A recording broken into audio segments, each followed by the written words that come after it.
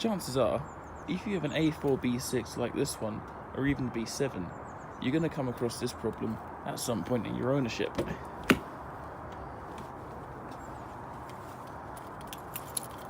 Put the key in the ignition.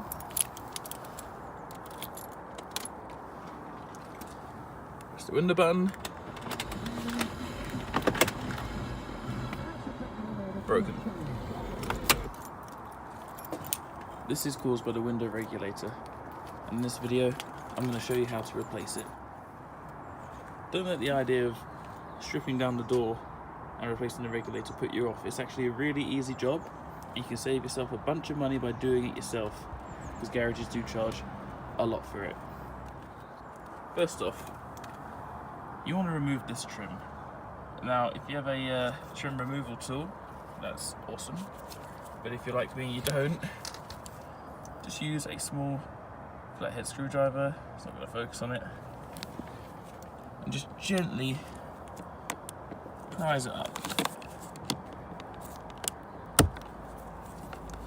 Be gentle not to break any clips.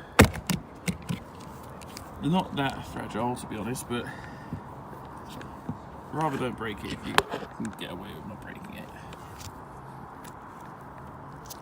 It's actually difficult to do one-handed. Okay.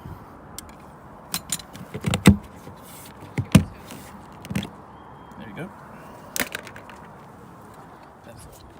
In here, you're going to find 4 bolts. Take these off with your Phillips screwdriver. Again, nice and simple. Once you've removed those 4, you've got 2 more left. You've got one here, right at the bottom of the door, and you've got one underneath the handle. Now I've partially lifted this already. You take that little flap out, and there's one hiding all the way in there. Oh, 2 actually.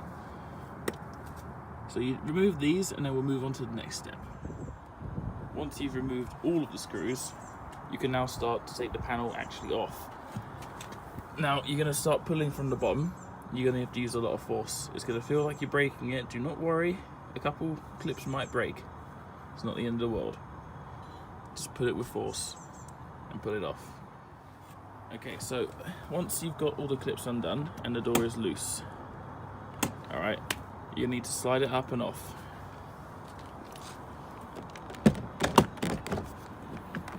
Which is a lot easier with 2 hands. Alright, I'll take this off and I will return. Once you have it off, you're going to see a few things in there. What you're going to have to do, obviously, unplug that cable. It goes from the door to the window, motor and the speaker. And also unclip your door handle. Again, nice and simple stuff. That literally unhooks, super easy.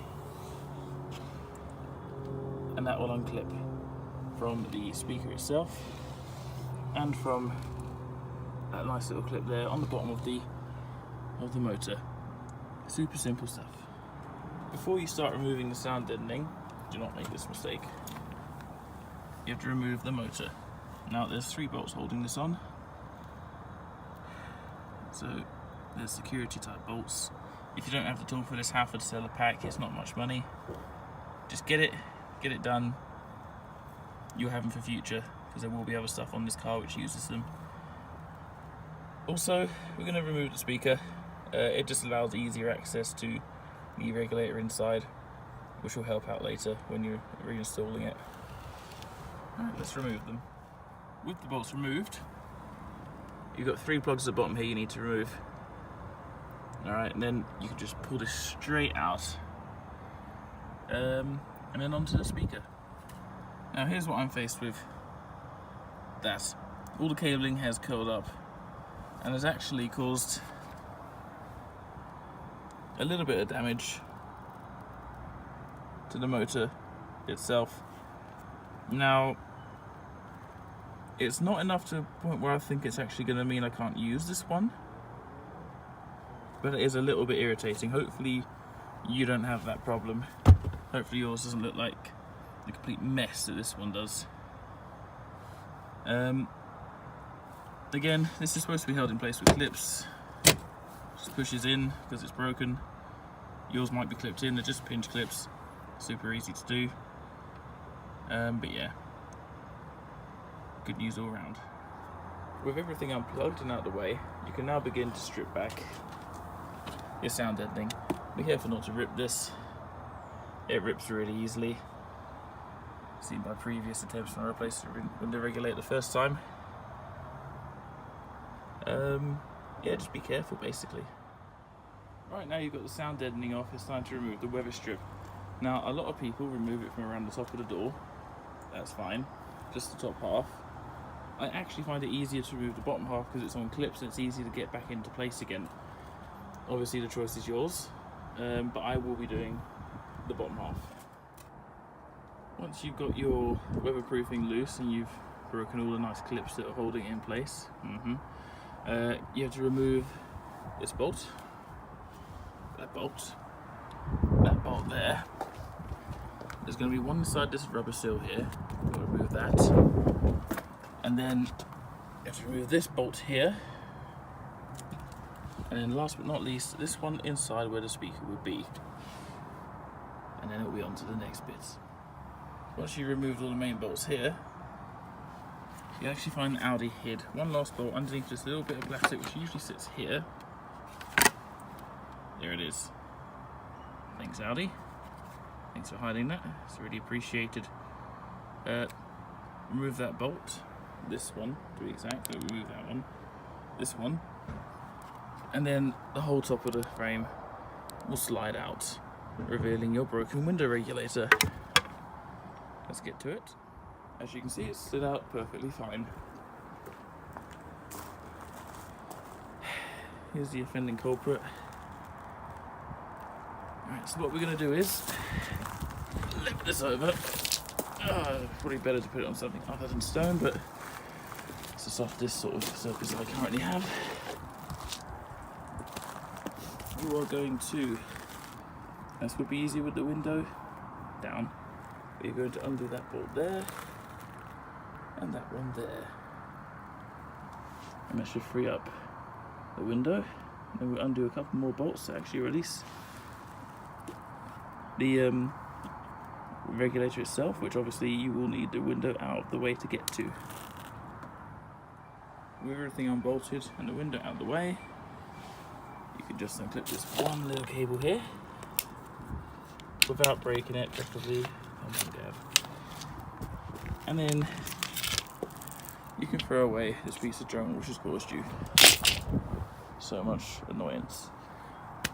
General rule is buy genuine. If you buy cheap, you buy twice. However, I like being cheap, so I bought cheap twice.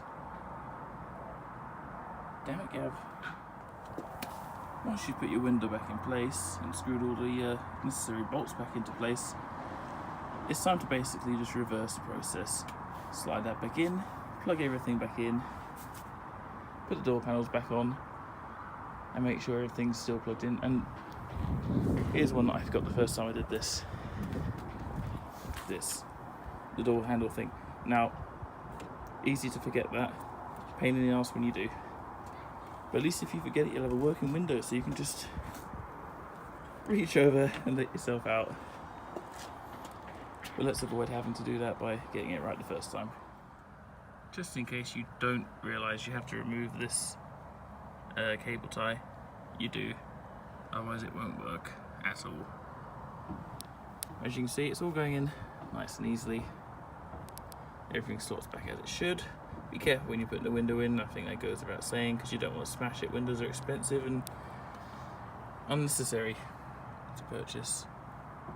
Right, I will continue putting this back in and I'll see you on the top side. There we have it, the door panel's back together. Moment of truth time.